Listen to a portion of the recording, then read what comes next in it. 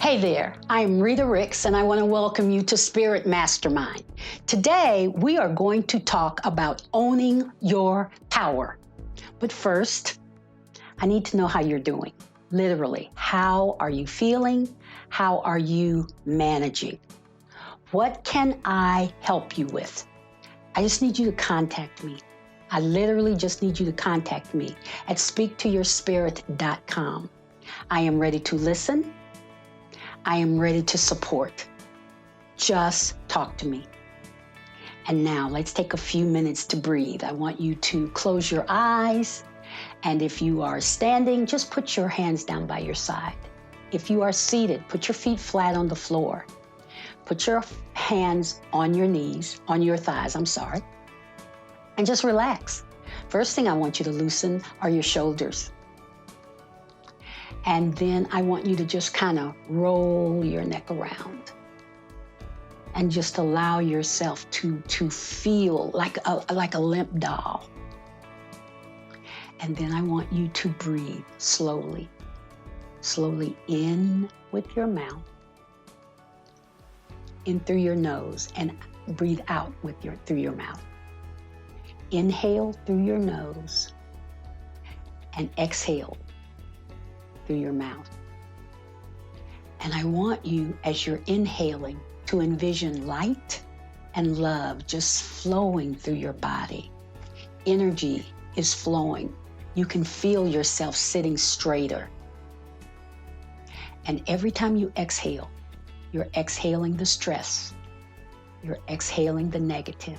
You have to do this slowly, because you want to take long, deep breaths in so that you can get in as much of the light and love as you can with one breath. And then you want to exhale slowly so that you can literally feel the stress leaving your body. This is something that you can practice on a regular basis. Because breath is light, breath is love, and breath is life. And as long as you're breathing, you are able to do anything you want to do. So open your eyes slowly. Don't tense your shoulders, just relax. Make sure that you've got pen and paper, because I want to talk to you about owning your power. And I want to begin with Emmett Till, who was murdered at 14 years old for something that his accuser retracted just before she died. She said, yes, I lied. He was innocent. His murderers were acquitted September 23rd, 1955. I so remember that. I was about 8 years old. I so remember that. I remember how he came down from Chicago to be with his grandparents. And he just spoke to the woman. And it just got all blown out of proportion, as things often do. But I want you to remember. Oh, and let me just mention this, because his mom had his body sent back to Chicago, and she had an open casket because they did horrible things to this boy, 14 years old, and then threw him in the river. September 23rd, 1955 is when his murderers were acquitted. Breonna Taylor was murdered, 26 years old, for being in her home when the police broke in with guns.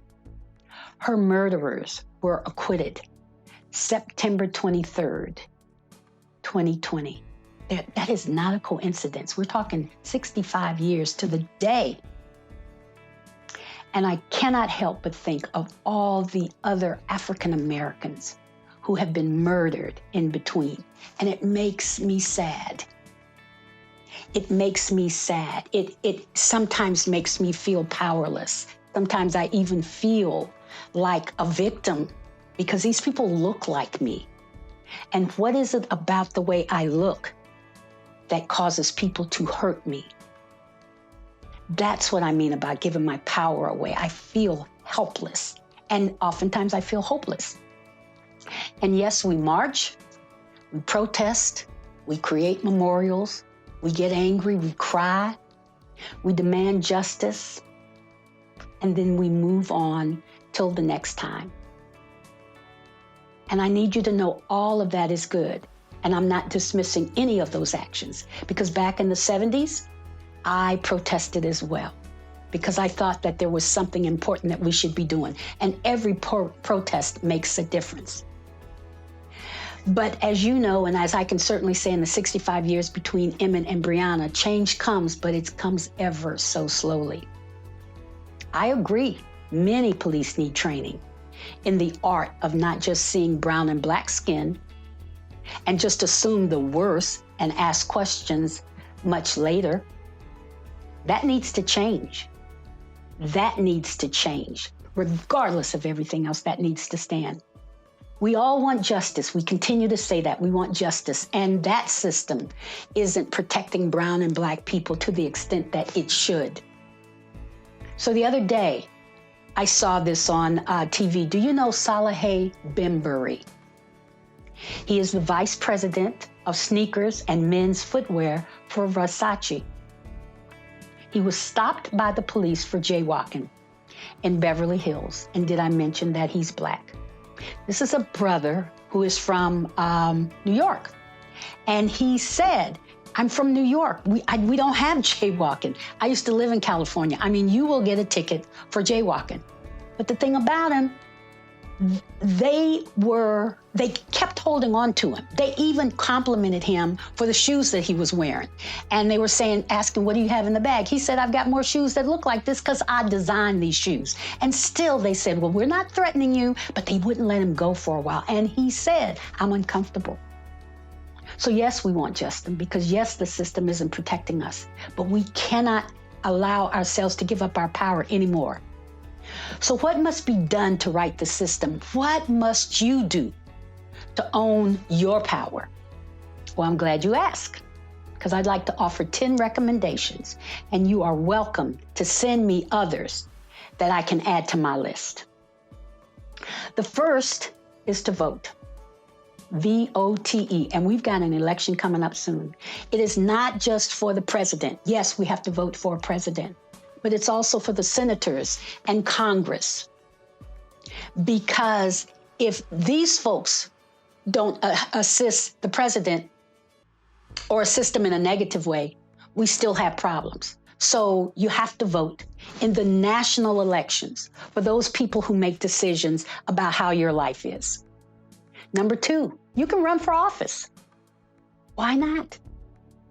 Why not? If you see something, do something. And running for office is not that hard if you've got the passion. It's no harder than anything else. And no, there isn't a book for how to be president, but there's in the book about how to be a mama. You know? So if you see something, do something. Run for office. Another thing you can do. Number 3, you can accept jury duty. How many times have you been asked? I've only been asked twice, but I refused both times. How can we expect justice if we're not there to be a part of the decision? So accept the jury duty and be there to be the voice for whomever. Just be a part of the solution. Number 4, join an advisory board which focuses on law enforcement. We've got some here in Richmond. I'm sure you have them where you are. Again, it is our voice that people need to hear what we're thinking. Not what's on the media, but what are each of us? What are we thinking? Number 5, work on campaigns of the candidates who speak your language. Who speak your language. Who speak your language. That's who you want. For a minute, don't say, well, no, I don't agree with that person. Don't work on his or her campaign. There are good people out here running, and they are more and more becoming your everyday people who just got mad about something and decided to run. Support them with your time, with your talent, and with your finances. Number 6, vote. This time we're talking about the state elections. There's governor, there's lieutenant governor, there's attorney general, there's the legislators. All of them are making decisions based on how my life should be lived. So my vote speaks for me. Number 7, what kind of career can you do? Can you become part of? Become an attorney, a mental health expert, law enforcement office, child protective services expert, whatever it takes to try to minimize the drama that happens between the police and people. You can do this. If it feels right for you, you can do it. Number 8, talk to others about the importance of being informed. How many times do you talk to folks and they say, I'm not going to vote? Well, doggone it, you've just voted for the other person when you don't vote. Well, doggone it, if you don't vote, you can't say anything. So to me, voting is a part of who I am. It is my health. It's going to keep my kids and me safe by my voting. Number 9, connect with those who share your values, even if they do not have your skin color. The people that I love that are in my life share my values, and they're all different colors, and they come from all different ethnicities. But we have the same values. We have the same values, and that is what brings awesomeness together. And I know there are people who say, well, you need to talk to everybody. No, I don't. I really don't. I don't need the frustration of trying to convince anybody else of where I am and who I am. But your values are what I value most. And number 10 is to vote. Now I'm talking about the local elections. You got mayors, you've got the city attorney, you've got the council members. All of these people, as I've said, decide how my life is supposed to be lived. So those are 10 recommendations for you to own your power, for you to figure out that there is something, because action brings energy. 10 ways that you can begin to own your power. And I read somewhere that when you own your voice, you own your power. When you own your voice, you own your power. And right now, this is no time to be silent. And I am Rita, speaking to your spirit.